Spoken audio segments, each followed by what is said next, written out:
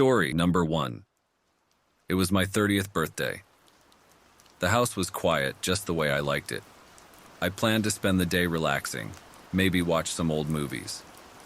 But as I passed by the hallway mirror, a strange reflection caught my eye. There was a small door in the corner of the living room, partially obscured by a bookshelf. How had I never noticed it before? Curiosity got the better of me. I pushed the bookshelf aside, revealing a dusty door. My heart thumped in my chest as I turned the knob and stepped into a dimly lit room. The sight that greeted me was both fascinating and unnerving. The room was filled with birthday cards and gifts, each meticulously labeled with a year, from my first birthday to my 30th. My hands trembled as I opened the card marked 1. The handwriting was neat, the message simple. Happy first birthday, my dear. Watching you brings me joy. A chill ran down my spine. Who had been watching me since birth? I moved through the years, each card carrying a similar message, each gift growing more personal. A necklace I lost when I was 10, a photo of me at my high school prom, a charm from my favorite bracelet that I thought I'd misplaced. With each discovery, the air in the room grew heavier, my breath shorter. The reality hit me hard. Someone had been stalking me for 30 years, and I had no clue.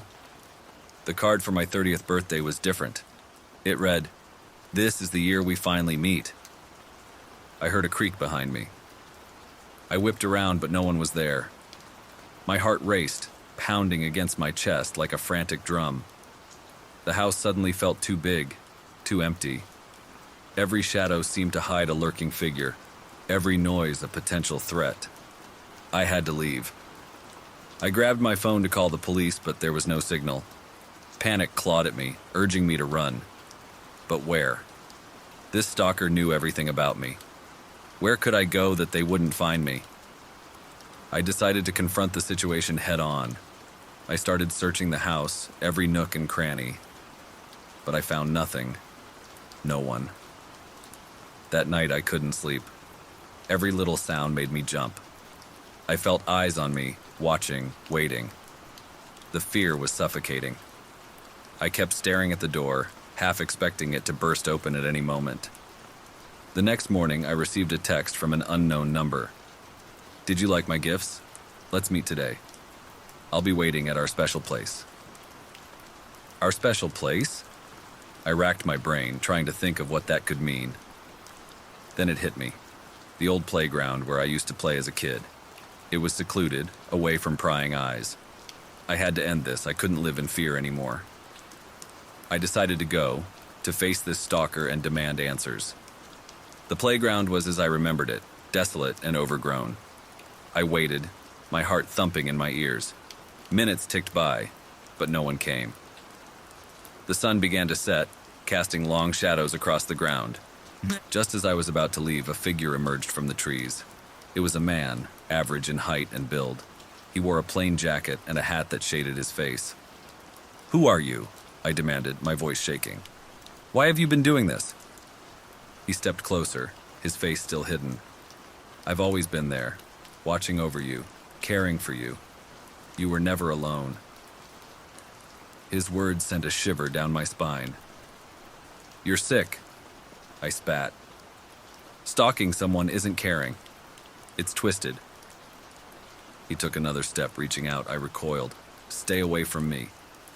He stopped, his hand hovering in the air. "I just wanted to be a part of your life. I thought you'd understand, appreciate my dedication." "This isn't dedication, it's obsession," I yelled. "I'm calling the police." As I took out my phone, he lunged at me. I screamed, stumbling backward. We grappled, his grip tight and unyielding. But adrenaline surged through me, lending me strength. I managed to push him away and ran as fast as I could. Behind me, his shouts echoed in the empty playground. "You can't escape me. I'll always be watching." I didn't stop running until I reached the safety of a crowded street. Panting, I dialed 911, my fingers trembling. The police arrived at the playground, but the man was gone. They searched but found no trace of him. They promised to keep an eye on my house, to do everything they could to find him. Story number 2. It's been plain till I turned 18. That's when things got twisted. Real twisted. I was adopted. Never knew my real folks. Life was normal, or as normal as it can get, till I found out about her. My twin. She weren't adopted, see? Spent her life bouncing around places, never finding a home like I did. We decided to meet on our birthday.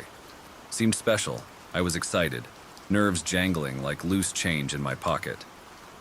We picked this old rundown park, halfway tween where we both lived. She was there when I got there, looking like me, but different. Her eyes, they had this look, like she'd seen too much and liked none of it. We started talking, awkward like at first, but something was off.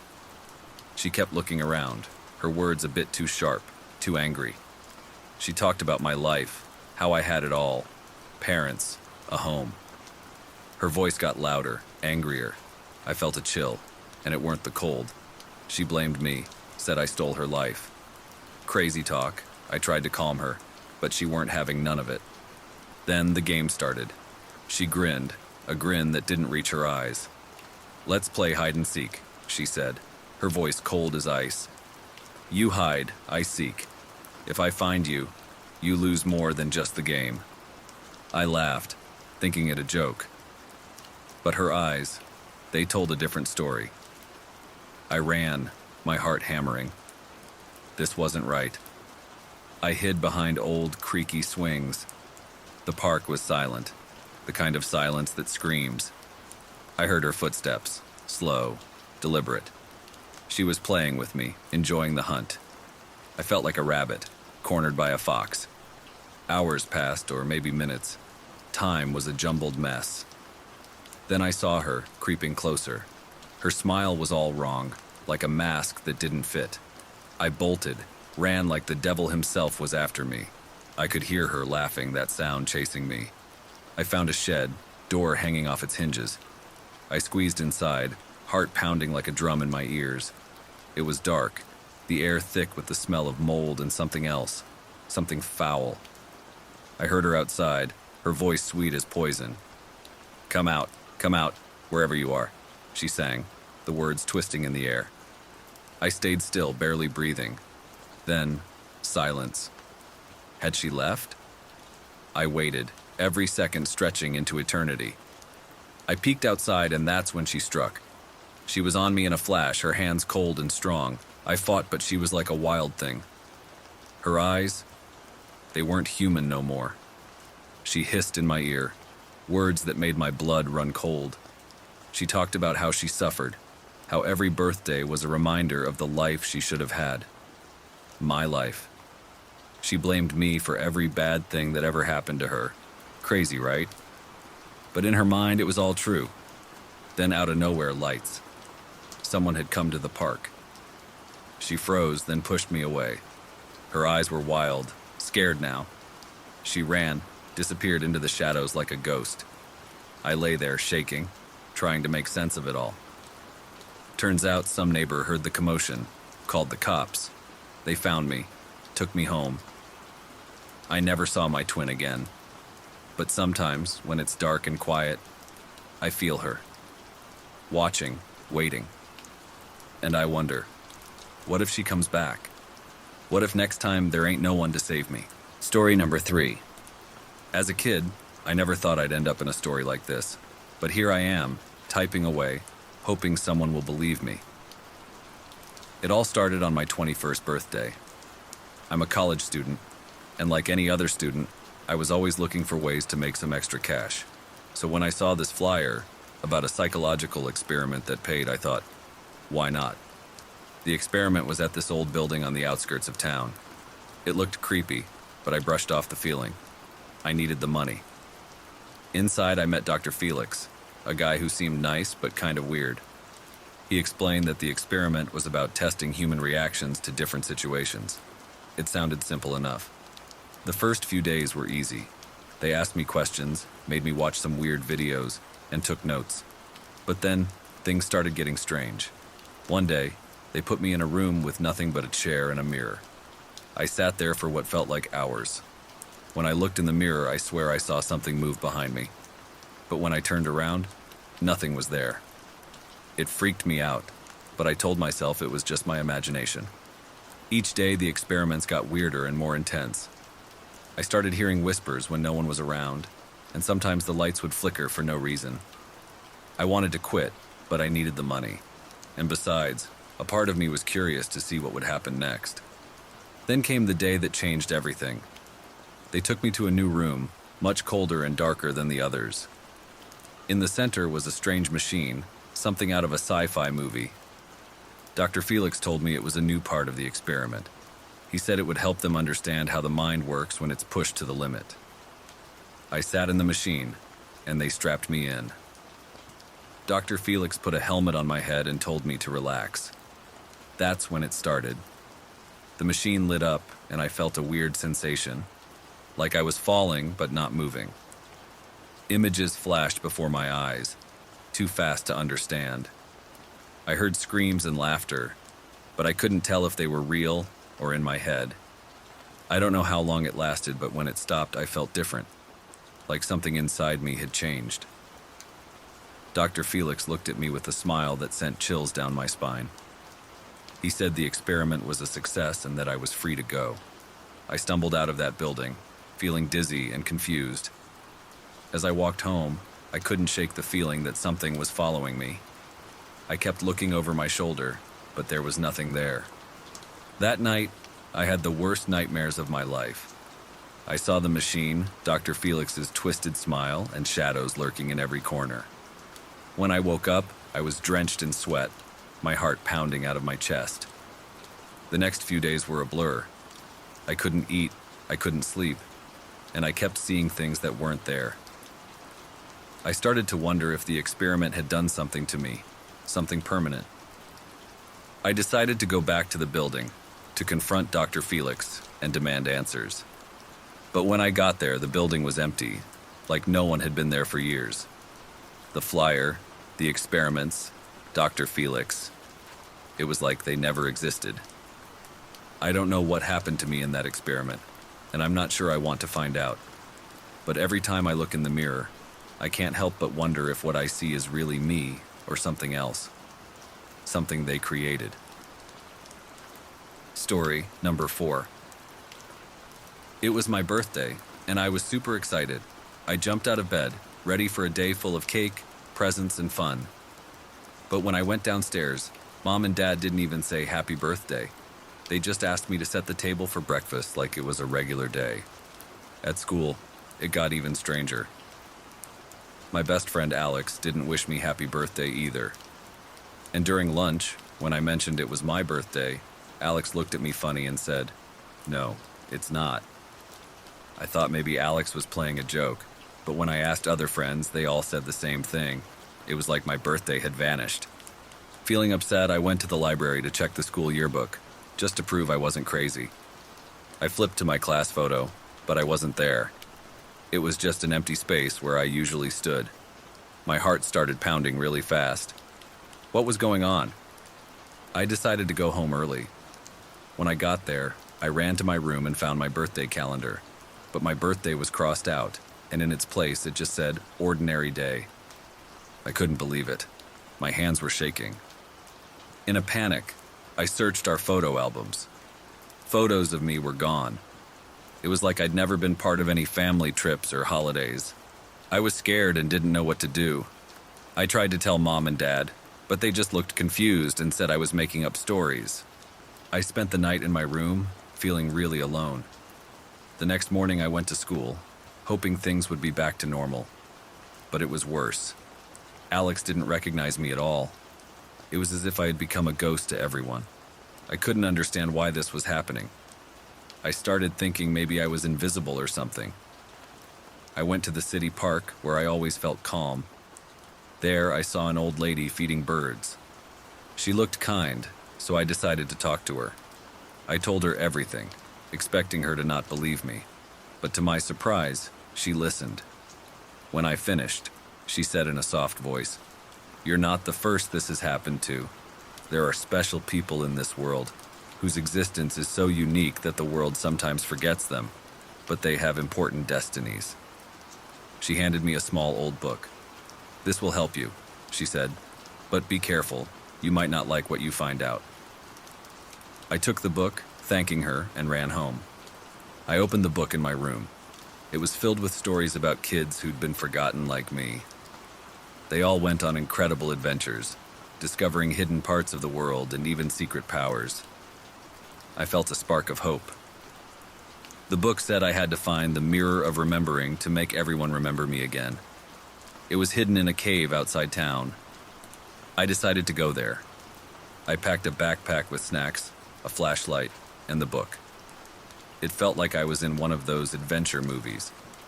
The journey to the cave was long and tiring, but I kept going, thinking about getting my life back. When I finally found the cave, it was scary and dark. I used my flashlight to look around. Deep inside, I found a mirror, just like the book described. It was old and dusty, but it shined in the flashlight's beam. I stood in front of the mirror and said, "I want to be remembered." Suddenly, the cave filled with a bright light. I had to close my eyes. When I opened them again, I was standing in my bedroom. I rushed downstairs. Mom was there, cooking breakfast. She turned and smiled at me, but there was no mention of my birthday. I felt a lump in my throat. Dad came in, reading the newspaper, just like any other day. Alex didn't call, and everything seemed just as forgotten as before. Realizing that the mirror hadn't changed anything, I sat at the breakfast table, feeling lost. Then, an idea struck me. Instead of waiting for others to remember, I decided to speak up. "Mom, Dad, today's my birthday," I said a bit more firmly. Mom paused, a look of confusion crossing her face, then realization. "Oh my goodness, you're right," she exclaimed. Dad looked up, surprised, then smiled sheepishly. "We've been so busy lately, it completely slipped our minds." The day turned around slowly. There was no grand celebration, but Mom baked a small cake, and Dad gave me a warm hug, apologizing. In the evening, I called Alex and mentioned my birthday. There was a pause, then a rush of apologies. Alex came over later, and we spent the evening playing video games and laughing. Story number 5. I never believed in fortune tellers or any of that stuff. I mean, come on, how can someone you've never met know your future? But it was my birthday, and my friends dared me to do it. So, there I was, standing in front of Madame Zara's tent, feeling pretty stupid but kinda excited too. Madame Zara was this old lady with a million wrinkles and eyes that looked like they knew too much. She told me to sit down and asked for my hand. Her fingers were cold, like ice. She said a bunch of stuff, most of it I barely listened to. But then she said something that made me freeze. "Beware the red door," she whispered. "Danger lies behind it." Whatever, I laughed it off and left. A week later, I was walking home from school when I noticed this red door. I'd never seen it before, and it was weird because it was on my usual route. Curiosity got the better of me, and I walked closer. That's when things got really freaky. I heard a dog barking behind it, the same bark as my neighbor's dog who'd gone missing. I bolted out of there so fast. After that day, things just got weirder. Madame Zara's predictions started happening one by one. It was small stuff at first, like, "You will find a coin on the street," and I did. But then it got scarier. "You will see a shadow at your window," she had said. And that night, there it was. I was so scared, I couldn't move. I tried to tell my friends, but they thought I was joking. So, I decided to go back to Madame Zara. Maybe she could tell me how to stop all this, but when I went back, her tent was gone, like it never existed. I was freaking out, big time.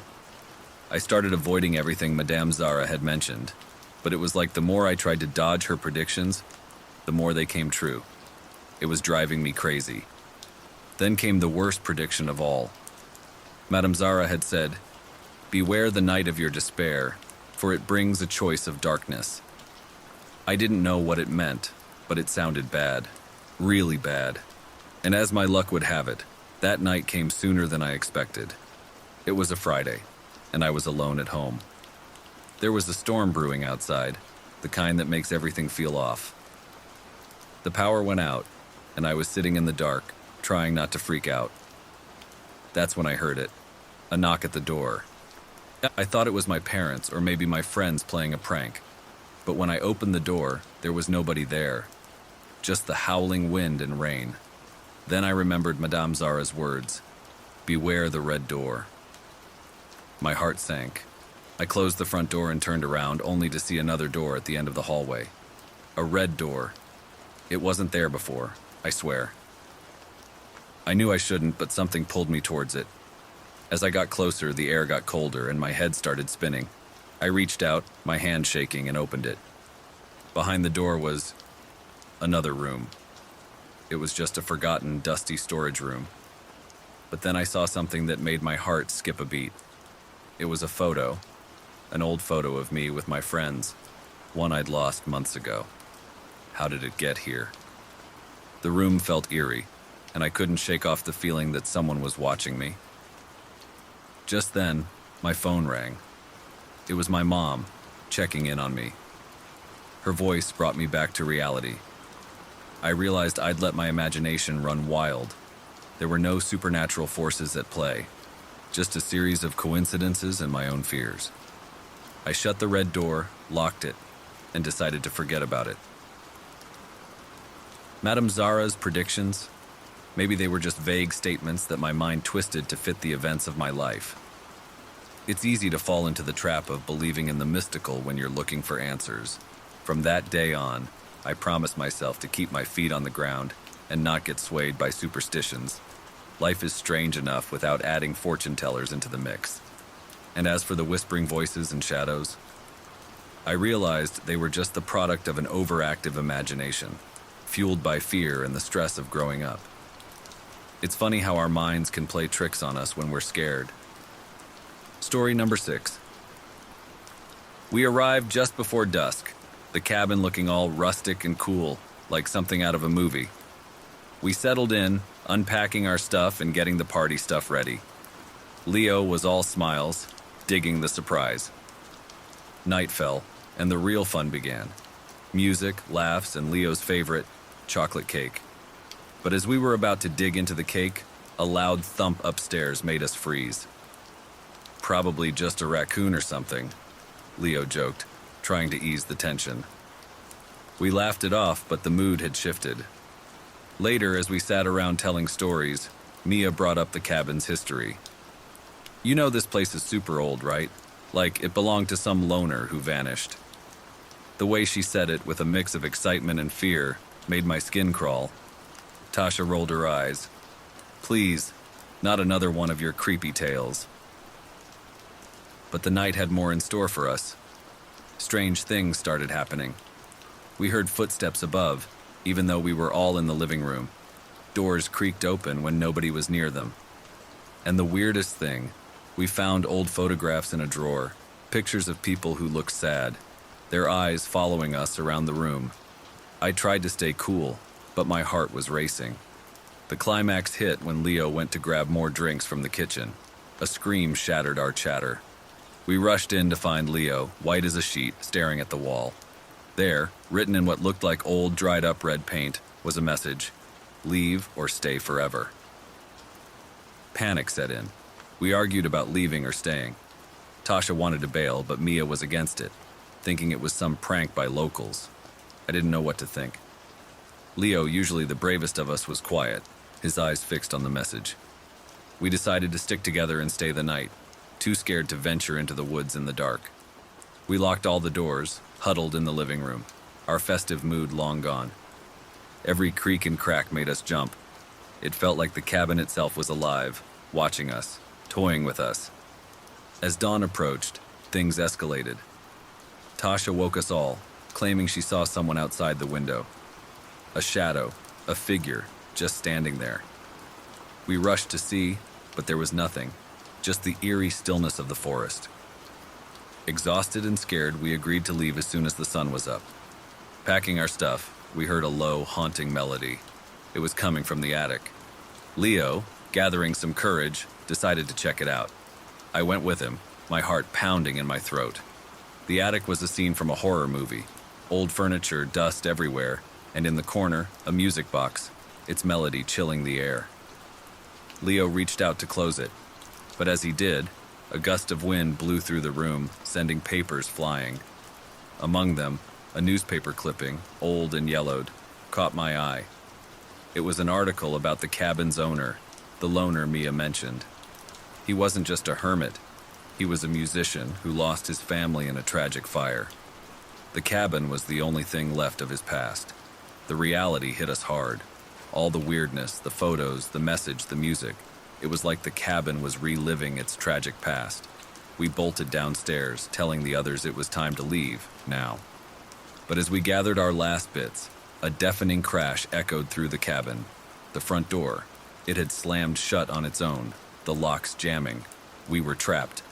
Panic turned to hysteria. Tasha was crying.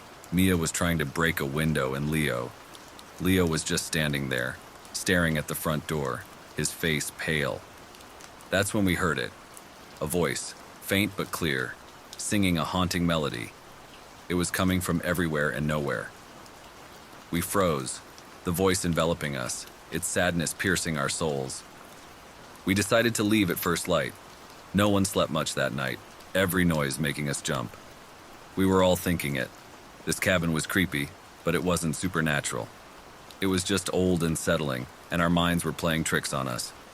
Come morning, we were exhausted, but determined to get out of there. As we packed up, I couldn't help but feel silly about how freaked out we got. Leo joked about it, trying to lighten the mood. Best birthday ever, right? He laughed, but his smile didn't quite reach his eyes. We checked the place one last time, making sure we hadn't left anything behind. The old photographs, the music box in the attic, the strange message. They were all still unnerving, but in the daylight, they lost some of their menacing power. As we locked the cabin door, Mia mused, maybe this place just has a lot of history, you know? It's not haunted, just old. Her words made sense. The cabin wasn't haunted. It was just a place with a past, and we let our imaginations run wild. The drive back was quiet, everyone lost in their thoughts. We were relieved to be heading home, but there was an unspoken agreement that we had let our fears get the better of us. When we finally got back to the city, we promised to plan a less eventful birthday party next time. We laughed about it, but I think we all felt a bit shaken. It was a reminder that sometimes fear is just in our minds, and an old cabin in the woods is just that. An old cabin, nothing more.